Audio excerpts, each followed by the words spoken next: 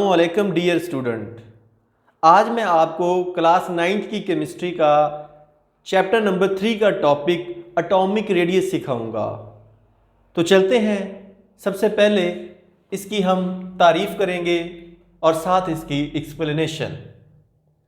तो सबसे पहले मैं डिफाइन करूंगा कि एटॉमिक रेडियस से क्या मुराद है। आपको पता है एटम का साइज बहुत छोटा होता है, तो एटॉमिक रेडियस से क्या मुराद होगा? दो जुड़े हुए एटमों के न्यूक्लियाई के दरमियानी फासले के निस्फ को एटॉमिक रेडियस कहा जाता है। मैं इसको यूं डिफाइन करूंगा, यहां पे इसकी बकायदा तारीफ लिखूंगा ताकि एग्जाम के अंदर आप टू दी पॉइंट शॉर्टकट ये तारीफ भी लिख सके और पूरे मार्क्स भी ले सकें। तारीफ के अंदर मैं लिखूंगा दो जुड़े हुए एटमों के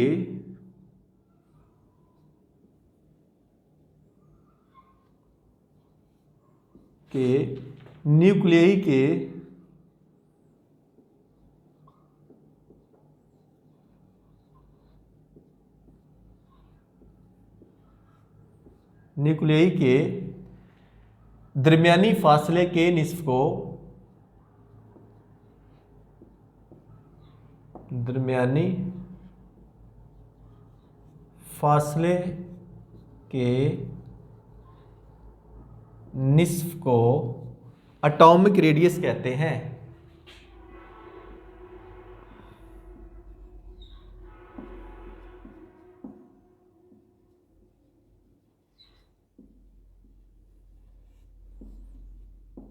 ये है जी इसकी तारीफ कि दो जुड़े हुए एटमों के न्यूक्लियाई के दरमियानी फासले के निस्फ को एटॉमिक रेडियस कहा जाता है। मसलन अब हम बात करेंगे कार्बन के दो एटमों के न्यूक्लियाई के जो दरमियानी फासला है उसका निस्फ हम देखेंगे कितना है, ताकि हमें कार्बन के एटम का एटॉमिक रेडियस हासिल हो सके। तो मैं इसको यूं लिखूंगा,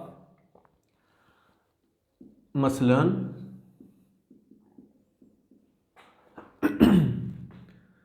कार्बन के दो एटमों के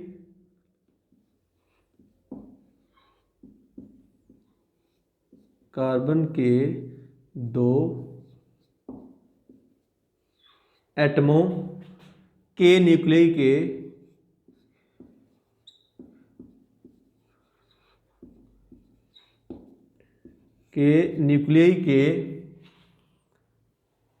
दरमियान फासला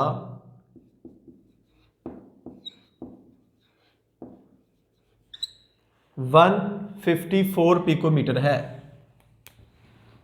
154 pm यानी पिकोमीटर है दो एटमों के दरमियान। इसका निस्फ 77 पिकोमीटर, यानी इस फासले का निस्फ यानी इसका निस्फ 77 पिकोमीटर कार्बन का एटॉमिक रेडियस है। ये कार्बन की मैंने आपको एग्जांपल दी है। अब मैं इसकी एक डायग्राम बनाऊंगा ताकि आपका आइडिया मजीद क्लियर हो जाए। कार्बन के दो एटम बनाऊंगा, एक ये कार्बन का एटम है और दूसरा ये कार्बन का एटम है। अब इनके न्यूक्लियाई बनाऊंगा, ये इनके न्यूक्लियाई हैं, न्यूक्लियस दोनों के अलग अलग, एक को न्यूक्लियस कहते हैं, एक से ज़्यादा को हम न्यूक्लियाई का नाम देते हैं। अब इन दोनों के न्यूक्लियाई के जो दरमियान डिस्टेंस है वो अभी हमने बात की है, यानी कि इस न्यूक्लियाई से लेके इस न्यूक्लियाई तक दरमियानी जो फासला है वो है 154 पिकोमीटर, 154 पिकोमीटर ये फासला। अब हम क्या करेंगे, इस फासले का निस्फ लेंगे, वो हमें क्या मिलेगा, एक एटम का रेडियस। तो वो फासला यहां से लेके हम लेंगे यहां तक आप देख सकते हैं, ये जो फासला है इसे कहेंगे रेडियस, यानी एटॉमिक रेडियस, कार्बन एटम का रेडियस।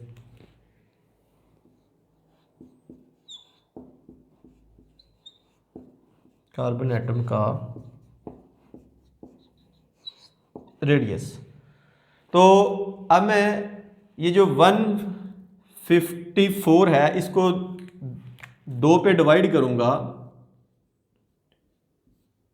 2 पे क्यों डिवाइड करूंगा कि ये दो जुड़े हुए एटमों का के न्यूक्लियई का दरमियानी फासले का निस्फ होता है एटॉमिक रेडियस। तो दो न्यूक्लियई का दरमियानी फासला 154 पिकोमीटर है।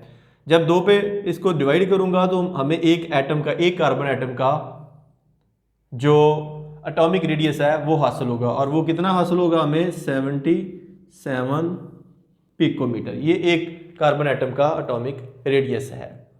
अब मैं बात करूंगा रुझान की, ट्रेंड की, कि पीरियोडिक टेबल में इसका क्या रुझान है।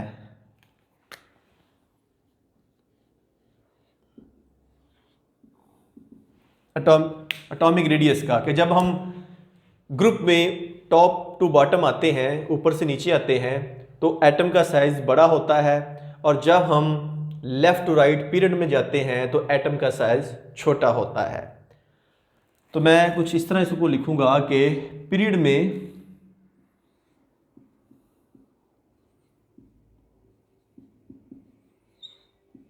हमने पढ़ा था पीरियोडिक टेबल में, जो उफ़क़ी कतारें होती हैं, हॉरिजॉन्टल रोज होती हैं, उनको हम पीरियड्स कहते हैं, जो कि पीरियोडिक टेबल में लेफ्ट टू राइट हम जब मूव करते हैं तो पीरियड्स में मूव करते हैं।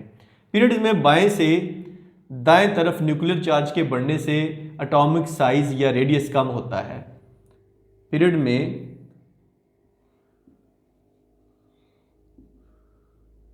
बाएं से दाएं तरफ न्यूक्लियर चार्ज बढ़ने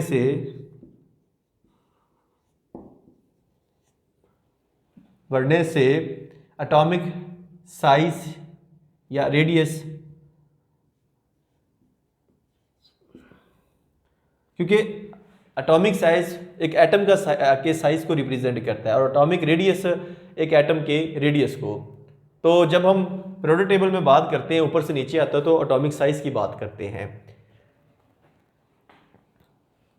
एटॉमिक साइज कम होता है, ये हमने बात की है कि पीरियड में जब हम बाएं से दाएं तरफ यानी लेफ्ट टू राइट साइड जाते हैं तो न्यूक्लियर चार्ज के बढ़ने से, न्यूक्लियर चार्ज मीन जो नंबर ऑफ प्रोटॉन है न्यूक्लियस में वो बढ़ जाते हैं, क्योंकि एटॉमिक नंबर लेफ्ट राइट बढ़ रहा होता है तो न्यूक्लियर चार्ज भी एटॉमिक नंबर के बढ़ने से बढ़ जाता है, जिससे एटम का न्यूक्लियस ज़्यादा ताकतवर होता है और वो वैलेंस शेल में पाए जाने वाले इलेक्ट्रॉन को ज़्यादा कशिश के साथ अपनी तरफ खींचता है, जिसके नतीजे में एटम का साइज जो होता है ना वो कम हो जाता है।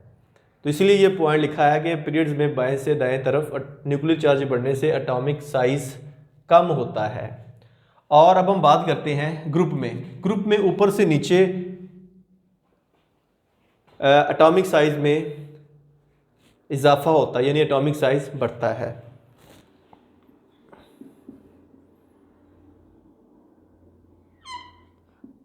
ग्रुप्स में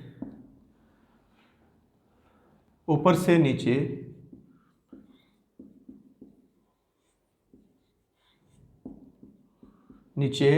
एटॉमिक साइज क्यों बढ़ता है? क्योंकि पीरियड में इजाफा हो जाता है। जैसे ही हम ऊपर से नीचे आते हैं एक एक शेल का इजाफा होता जाता है, जिससे एटम का साइज जो है वो बड़ा होता जाता है। ग्रुप में ऊपर से नीचे हम यूँ लिखेंगे,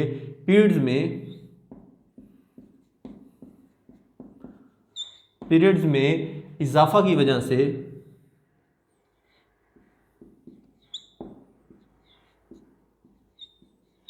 की वजह से एटॉमिक साइज बढ़ता है।